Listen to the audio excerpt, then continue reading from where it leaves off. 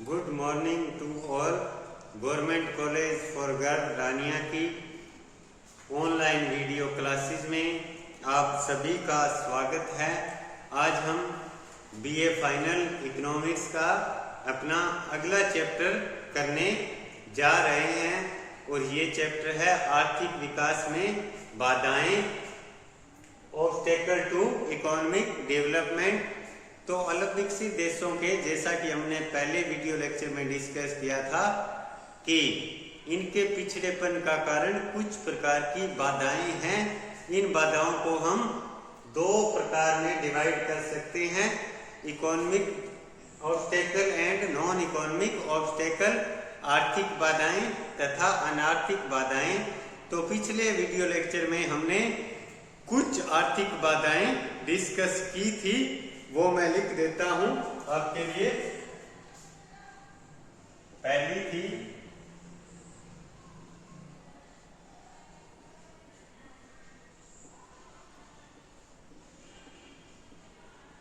बाजार की अपूर्णताएं, सेकंड थी इसमें निर्धनता का दुष्चक्र,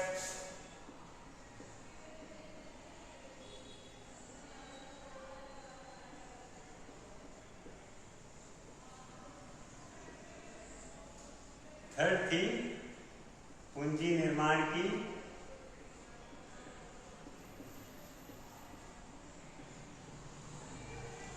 कम दर, नेक्स्ट थी जनसंख्या वृद्धि की समस्या,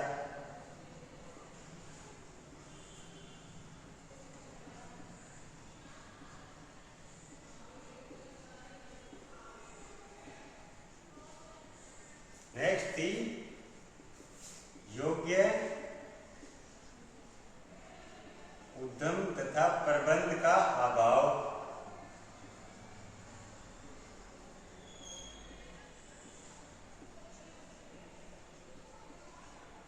योग्य उद्यम तथा प्रबंध का अभाव। नेक्स्ट थी तकनीकी बाधा और वित्तीय संस्थाओं की अपर्याप्तता।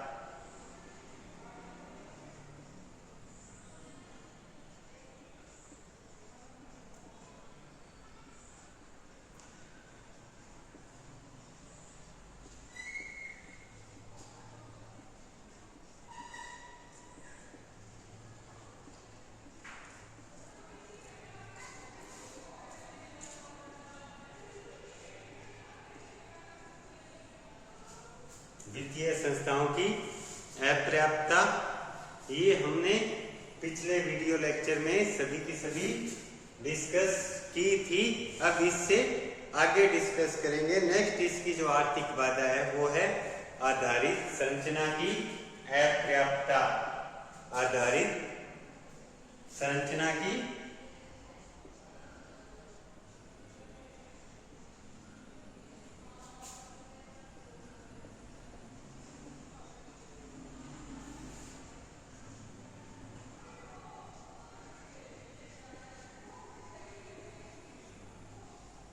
आधारित संरचना की अपर्याप्तता या इनएडिक्वेंसी ऑफ इंफ्रास्ट्रक्चर। लिप्सी ने कहा कि एक विश्वसनीय आधारित संरचना का अभाव आर्थिक विकास के लिए तीव्र बाधा हो सकती है। क्या कहा कि एक विश्वसनीय आधारित संरचना का अभाव आर्थिक विकास के लिए तीव्र बाधा हो सकती है। आधारित संरचना के महत्वपूर्ण साधन जैसे यातायात, संचार, शक्ति, सिंचाई आदि के साधन हैं, वो कृषि, उद्योग तथा व्यापार, इन सभी के लिए अति आवश्यक हैं। यदि इन संसाधनों का अभाव पाया जाता है किसी देश में, तो ये जो कृषि, उद्योग तथा व्यापार है वो फलीभूत नहीं हो सकते। क्यों? क्योंकि यदि मान लो कहीं उद्योग स्थापित होना है तो उसके लिए क्या है, सड़क की व्यवस्था चाहिए, उसमें जो उत्पादन होने वाला है उसको ले जाने के लिए, कच्चा माल लाने के लिए। इसके अतिरिक्त उसकी जो मशीनें हैं उन्हें चलने के लिए बिजली की आवश्यकता चाहिए। परंतु अलग विकसित देशों में क्या है कि आधारित संरचना का अभाव पाया जाता है, इसका विकास बहुत कम हुआ है। इसके अतिरिक्त नेक्स्ट इसका पॉइंट है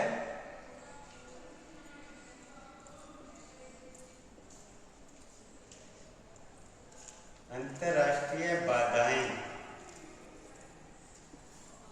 अंतरराष्ट्रीय बाधाएं इसमें क्या है कि कुछ अर्थशास्त्री हुए जिन्होंने अलग विकसित देशों के आर्थिक विकास के लिए अंतरराष्ट्रीय व्यापार को बहुत ही अनुचित बताया।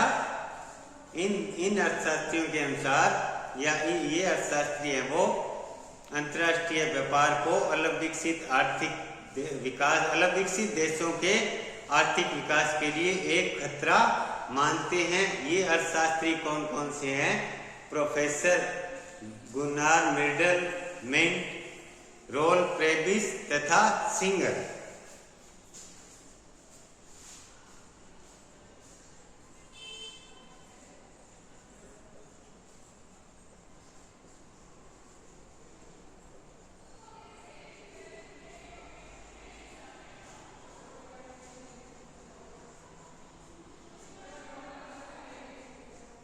प्रोफेसर गुनार मिर्डल, मेंट, रोल प्रेबिस तथा सिंगर, इन अर्थशास्त्रियों ने अंतरराष्ट्रीय व्यापार के विकास को इन अल्पविकसित या पिछड़े देशों के आर्थिक विकास के लिए खतरा माना।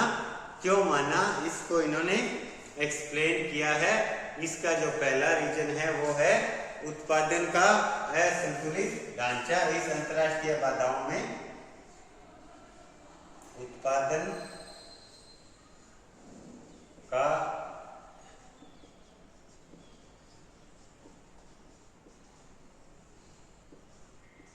असंतुलित ढांचा, उत्पादन का असंतुलित ढांचा। अंतरराष्ट्रीय व्यापार के फलस्वरूप क्या होता है? जब कोई अलग विकसित देश के साथ अंतरराष्ट्रीय व्यापार शुरू करता है तो विकसित देश इस अलग विकसित देश में अपनी पूंजी निवेश करता है। इस पूंजी निवेश के फलस्वरूप क्या होता है? जो इस अलग विकसित देश का निर्यात क्षेत्र है उसी में मुख्यतः पूंजी निवेश की जाती है। तो इससे इस अलग विकसित या पिछड़े देश की अर्थव्यवस्था में दोहरी व्यवस्था उत्पन्न हो जाती है। इसमें जो एक और तो जो जिस क्षेत्र में विदेशी पूंजी निवेश की जाती है निर्यात क्षेत्र, वो विकसित क्षेत्र बन जाता है, और दूसरी ओर जो घरेलू उत्पादन क्षेत्र होता है वो पिछड़ा हुआ रह जाता है। तो इस कारण से उत्पादन का जो ढांचा है वो असंतुलित हो जाता है, और अर्थव्यवस्था, इस तरह की अर्थव्यवस्था को हम दोहरी अर्थव्यवस्था कहते हैं, जिसमें एक और तो विकसित निर्यात क्षेत्र होता है और दूसरी ओर अलग विकसित या पिछड़ा हुआ घरेलू उत्पादन क्षेत्र। और जो विकसित निर्यात क्षेत्र होता है उसमें क्या होता है कि जो उत्पादन है वो उच्च तकनीकों तथा उन्नत मशीनों से किया जाता है।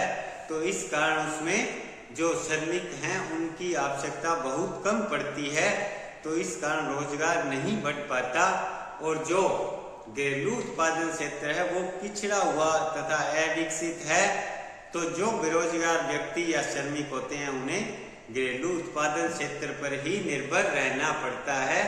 तो ये जो विकसित निर्यात क्षेत्र होगा ये विदेशी निवेश से शुरू हुआ, और जो विदेशी कंपनियां हैं वो इस निर्यात क्षेत्र से जो आय प्राप्त होगी उसका अधिकतर भाग लाभ के रूप में अपने देश ले जाती हैं। और अलग विकसित देश हैं, इनको क्या होता है, मशीनों के लिए, आयात के लिए भारी खर्च करना पड़ता है। तो जो इन्हें थोड़ी बहुत आय प्राप्त होती है अंतर्राष्ट्रीय व्यापार के फलस्वरूप, वो भी इन भारी मशीनों के आयात करने पे ही खर्च हो जाती हैं।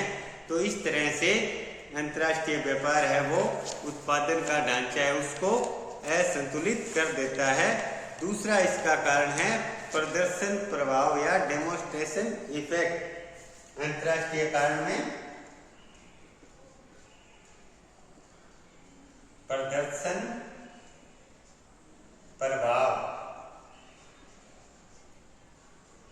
प्रदर्शन प्रभाव से अभिप्राय उपभोग में होने वाली या उपभोग प्रवृत्ति में होने वाली उस वृद्धि से है जो बढ़िया उपभोग वस्तुओं तथा उच्च जीवन स्तर से संपर्क बढ़ने के कारण बढ़ती हैं। फिर देखो इसको एक बार, प्रदर्शन प्रभाव से अभिप्राय उपभोग प्रवृत्ति में होने वाली उस वृद्धि से है जो बढ़िया उपभोग वस्तुओं तथा उच्च जीवन स्तर से संपर्क बढ़ने के कारण बढ़ती हैं। इसको समझे कैसे? जब विकसित तथा अलग विकसित देशों में अंतर्राष्ट्रीय व्यापार शुरू होता है तो अलग विकसित देशों के जो लोग हैं वो जो विकसित देशों के लोग हैं उनके जीवन स्तर तथा उनका रहन सहन है उसके संपर्क में आते हैं। उसके संपर्क में आने के कारण वो बढ़िया उपभोग वस्तुएं हैं उनका, जैसे टेलीविजन, फ्रिज, एसी और बड़ी गाड़ियां, बड़े मोबाइल, कंप्यूटर, इन जो बढ़िया वस्तुएं हैं उनका उपभोग करना शुरू कर देते हैं अलग विकसित देशों के लोग भी। इस कारण क्या होता है, इन देशों में उपभोग मात्रा बढ़ जाती है तथा बचत जो होती है उसका क्षेत्र और कम हो जाता है, क्योंकि आय क्या दो कामों में प्रयोग होती है, एक तो उपभोग में और दूसरा सेविंग में, कंजप्शन प्लस सेविंग। तो जो आय या उत्पादन है वो प्रदर्शन प्रभाव के कारण पिछड़े देशों के लोगों का उपभोग बढ़ जाता है, इससे उनकी बचत कम हो जाएगी। बचत कम होने के कारण पूंजी निर्माण की दर कम रहेगी, इस कारण ये देश विकास नहीं कर सकते। नेक्स्ट जो इसका कारण है, अंतर्राष्ट्रीय कारण, वो है व्यापार की शर्तों में दीर्घकालीन प्रतिकूलता।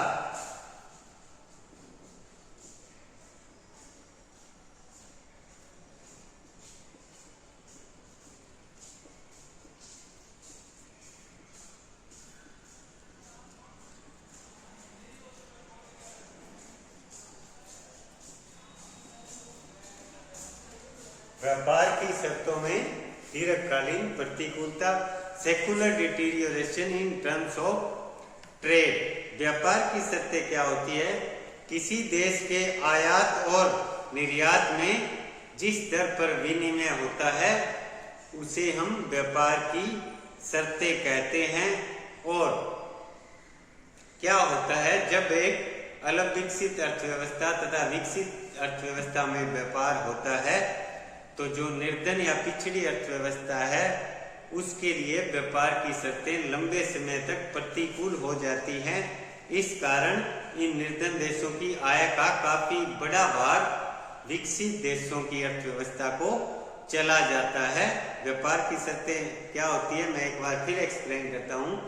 जिस दर पर किसी देश के निर्यात तथा आयात में विनिमय होता है उसे हम व्यापार की शर्तें कहते हैं।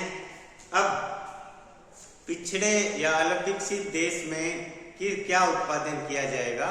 कृषि पदार्थों तथा कच्चे माल का उत्पादन ही किया जाएगा, और विकसित देश है वो उच्च औद्योगिक वस्तुओं का उत्पादन करेंगे जिसमें उच्च तकनीक लगती है।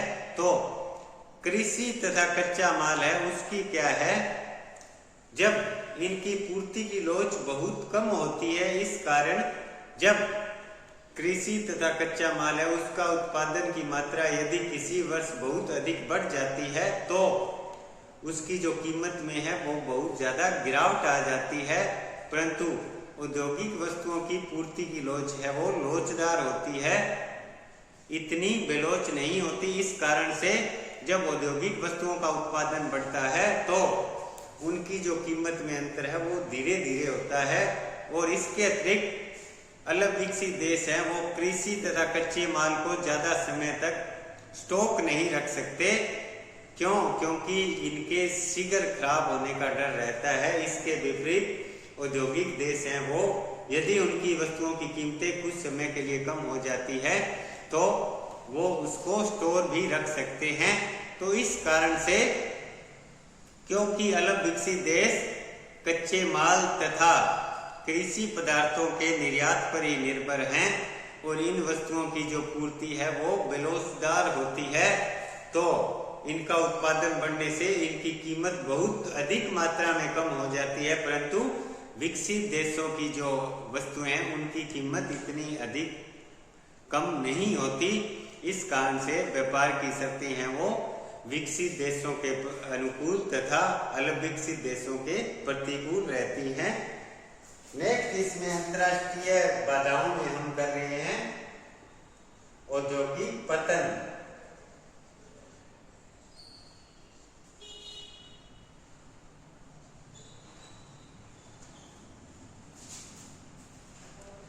विदेशी व्यापार के फलस्वरूप क्या है कि विदेशी जो वस्तुएं हैं वो उच्च तकनीक से बनाई जाती हैं तथा कम कीमत में तैयार हो जाती है, और अल्पविकसित देशों में जो लघु तथा कुटीर उद्योग होते हैं वो वही वस्तुएं ऊंची कीमत में तैयार करते हैं, क्योंकि उनमें श्रम प्रधान तकनीकों का उपयोग किया जाता है। तो जब विदेशी व्यापार का प्रभाव बढ़ता है या विदेशी व्यापार का वॉल्यूम बढ़ता है, तो इन अल्पविकसित देशों के लघु कुटीर तथा ये जो छोटे उद्योग धंधे हैं ये ठप हो जाते हैं। इससे इन देशों में बेरोजगारी फैलती है, श्रमिकों की आय कम होती है और ये अर्थव्यवस्थाएं पिछड़ी की पिछड़ी ही रह जाती हैं।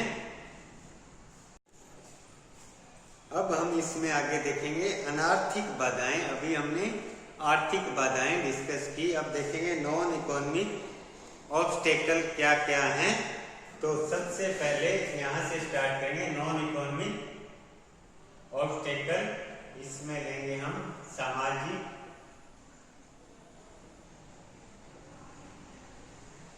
बाधाएं। ये अनार्थिक बाधाएं हैं, सामाजिक बाधाएं या सोशल ऑब्स्टेकल। इसमें क्या है कि अल्पविकसित देशों के जो सामाजिक रीति रिवाज तथा परंपराएं हैं वो उन देशों के आर्थिक विकास के लिए एक बहुत अधिक बड़ी बाधा है। इन देशों में पाए जाने वाला जो जातिवाद है वो श्रम की अगतिशीलता के लिए बहुत अधिक बड़ा कारण है। ये जातिवाद श्रम की गतिशीलता को कम करता है। जातिवाद के कारण लोगों में आपस में परस्पर झगड़े तथा संघर्ष विद्यमान रहता है, और इसी जातिवाद के कारण इन देशों में यह एक तथ्य चलता है कि वो कार्य तो एक विशेष जाति के लोग ही करेंगे, दूसरी जाति के लोग नहीं करेंगे। तो इससे जो साधनों की गतिशीलता है उसमें बाधा उत्पन्न होती है। इसके अतिरिक्त इन देशों में संयुक्त परिवार प्रथा पाई जाती है। संयुक्त परिवार प्रथा में क्या होता है, परिवार के केवल कुछ ही लोग कार्य करते हैं, बाकी लोग हैं वो कोई कार्य नहीं करते, क्योंकि उनकी आवश्यकताएं एक दो लोगों के कार्य करने से ही पूरी हो जाती है। तो इस कारण से उनमें आलस्य की भावना पैदा होती है बाकी लोगों में, तथा वो देश के विकास के बारे में नहीं सोचते। इसके अतिरिक्त इन देशों में उत्तराधिकार का नियम पाया जाता है। उत्तराधिकार के नियम के में पाए जाने के कारण पुत्र को पिता से जो संपत्ति इकट्ठी हुई होती है वो अपने आप प्राप्त हो जाती है, तथा वो अपने देश की उन्नति तथा विकास के लिए कोई प्रयास नहीं करता, और वो केवल और केवल जो पारिवारिक संपत्ति होती है उससे जो आय प्राप्त होती है उसी में संतुष्ट रहता है। वो आगे विकास करने की चेष्टा नहीं करता। तो इस कारण से ये जो जाति प्रथा, संयुक्त परिवार प्रथा तथा उत्तराधिकार के नियम हैं और ये सामाजिक रीति रिवाज हैं वो किसी देश के आर्थिक विकास में बाधा उत्पन्न करते हैं। नेक्स्ट इसमें है धार्मिक बाधाएं।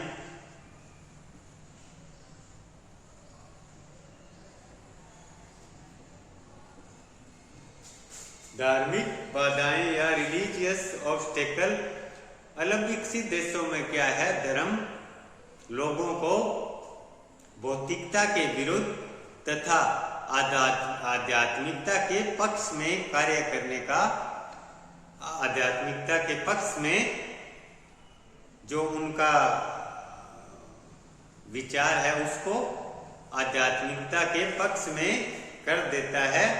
क्या करता है धर्म? लोगों को भौतिकता के विरुद्ध तथा आध्यात्मिकता के पक्ष में करने का कार्य करता है। आध्यात्मिकता के पक्ष में कार्य होने के कारण इन देशों के लोग जो गरीबी है उसको अपना भाग्य मानते हैं और उसे दूर करने के लिए कोई भी प्रयत्न या प्रयास नहीं कर सकते।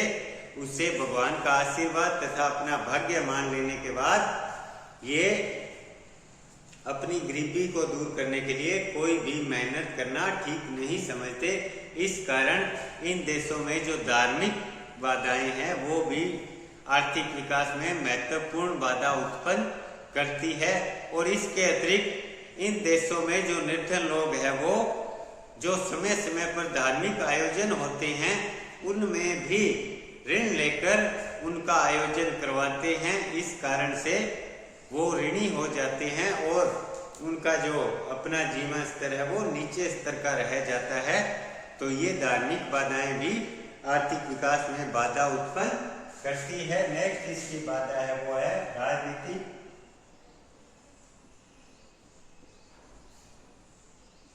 बाधाएं। विश्व के जो अलग विकसित देश हैं वो सभी ने उपनिवेशवाद से अभी मुक्ति प्राप्त की है थोड़े 50-60 साल पहले। और इन देशों पर ब्रिटेन तथा फ्रांस ये देश राज करते थे, इन देशों का शासन था। तो ब्रिटेन तथा फ्रांस ने इन देशों की जो प्राकृतिक संसाधन तथा आर्थिक संसाधनों का पूरी तरह से शोषण किया। इस कारण से ये जो अलग विकसित देश हैं अभी स्वतंत्र होने के बाद भी इन विकसित अर्थव्यवस्थाओं पर भी निर्भर करते हैं। और ये विकसित अर्थव्यवस्थाएं इस कारण से इन अलग विकसित अर्थव्यवस्थाओं की अलग विकसित देशों की अर्थव्यवस्थाएं उनमें हस्तक्षेप करती हैं, उन्हें अपने हिसाब से चलाती है।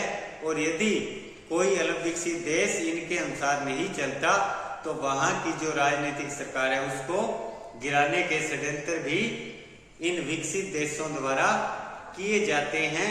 तो ये जो राजनीतिक अस्थिरता इस कारण उत्पन्न होती है, कभी सरकारें बनती है गिरती है, तो इस कारण जो निवेशक हैं वो इन अलग विकसित देशों में दीर्घकालीन निवेश करना पसंद नहीं करते।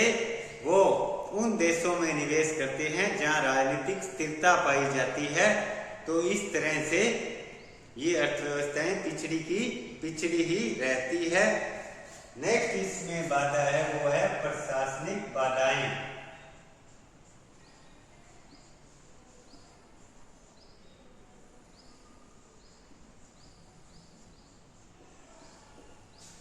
प्रशासनिक बाधाएं अलग विकसित देशों में क्या है? योग्य, कुशल तथा ईमानदार प्रशासन की कमी पाई जाती है। किस कारण से? क्योंकि ये देश अभी उपनिवेशवाद से मुक्त हुए हैं। तो विदेशी शासन रहने के कारण इन देशों के लोगों में कई प्रकार की कुरीतियां आ गई है। और जिस देश में भ्रष्ट प्रशासन होगा उसका क्या इफेक्ट पड़ेगा? प्रशासन भ्रष्ट होने के कारण जो उचित लोग हैं उनको उद्योगों के लाइसेंस प्राप्त नहीं होंगे और जो सरकारों की योजनाएं हैं उनमें जो पैसा लगाया जाता है जनोपयोगी सेवाओं में वो पूरी तरह से लागू नहीं हो पाएंगी। इससे लोगों को कम सुविधाएं मिलेंगी और आधारित संरचना है उसका विकास भी कम होगा। जहां पर जिस देश का प्रशासन भ्रष्ट अयोग्य होगा तो इस तरह से ये जो प्रशासनिक बाधाओं में भ्रष्ट जो शासन है इन देशों में ये भी इन देशों के पिछड़ेपन का एक मुख्य कारण है या इसमें अपनी भूमिका निभाता है। तो अभी आज हमने 4th लेसन किया। इसमें हमने देखा कि जो आर्थिक विकास में बाधाएं ये था लेसन। और ये 2 प्रकार की थी बाधाएं, एक आर्थिक बाधाएं और दूसरी अनार्थिक बाधाएं।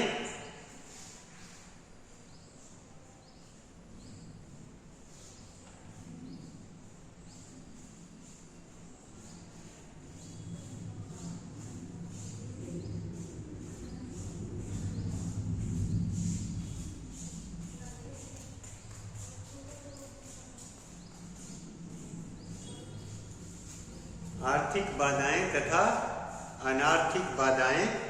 तो इसमें हमने आर्थिक बाधाओं में पहली थी बाजार की अपूर्णताएं, क्योंकि अलग विकसित देशों में बाजार अपूर्ण होते हैं, साधन अगतिशील होते हैं, एकाधिकारी प्रवृत्तियां पाई जाती है और योग्य जो श्रमिक हैं उनका भी अभाव पाया जाता है।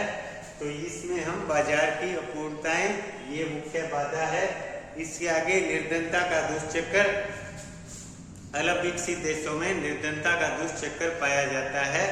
किस तरह से कि इन देशों में लोगों की आय कम होती है, आय कम होने के कारण एक और तो बचत कम होगी, दूसरी ओर मांग कम होगी। बचत तथा मांग कम होने के कारण निवेश की प्रेरणा तथा निवेश की क्षमता कम होगी। इस कारण से निवेश कम होगा। निवेश कम होने के कारण पूंजी निर्माण की दर कम रहेगी। पूंजी निर्माण कम रहने के कारण उत्पादकता कम होगी। उत्पादकता कम रहने के कारण आय कम रहेगी। तो इस तरह से ये दुष्चक्र चलता रहता है। नेक्स्ट इसका पॉइंट था पूंजी निर्माण की कम दर।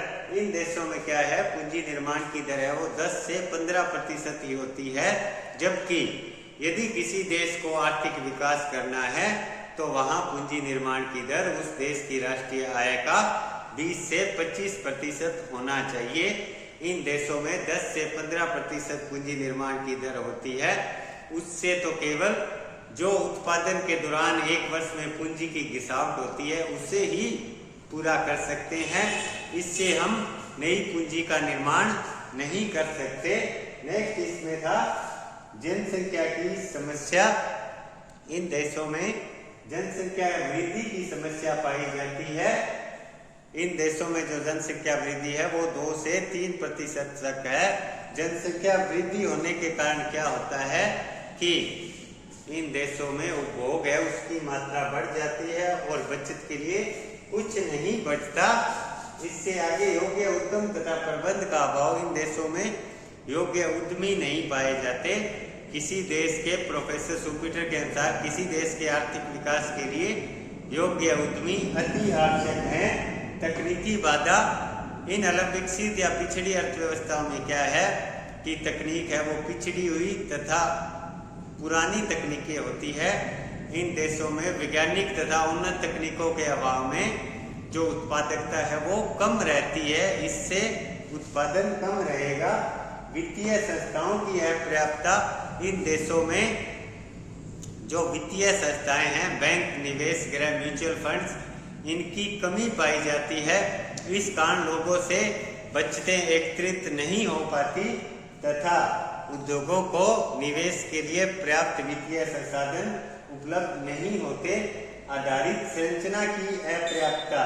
इन देशों में क्या है, आधारित संरचना जैसे संचार, सिंचाई, परिवहन और नदियां, पानी, जल शक्ति, बिजली, इन सभी जो चीजें हैं इनकी कमी पाई जाती है। इनमें निवेश बहुत कम होता है और आधारित संरचना न होने के कारण कृषि तथा उद्योगों का विकास नहीं हो पाता। नेक्स्ट है इसमें अंतर्राष्ट्रीय बाधाएं।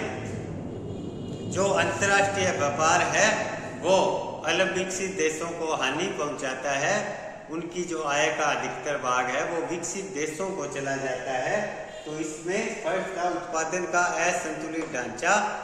इस अंतर्राष्ट्रीय व्यापार के फलस्वरूप अलग विकसित देशों में दोहरी अर्थव्यवस्था उत्पन्न हो जाती है।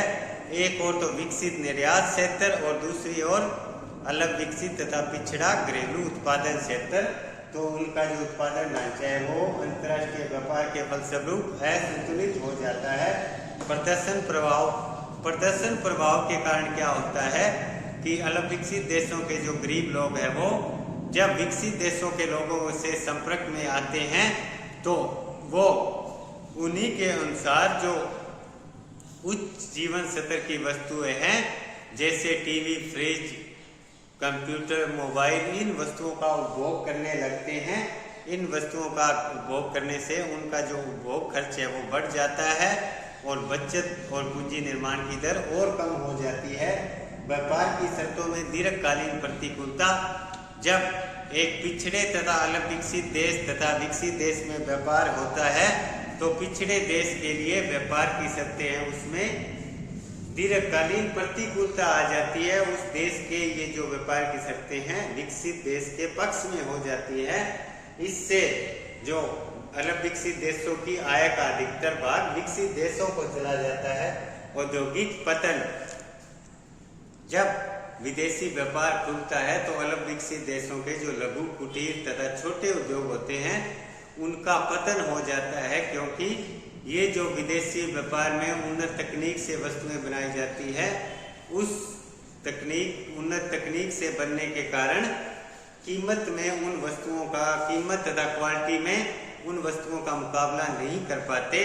इस कारण इन देशों के छोटे तथा लघु कुटीर उद्योगों का पतन हो जाता है। इसके अतिरिक्त आगे हमने सामाजिक, धार्मिक, राजनीतिक तथा प्रशासनिक बाधाएं की। ये अनार्थिक बाधाएं हैं, ये आर्थिक बाधाएं हैं।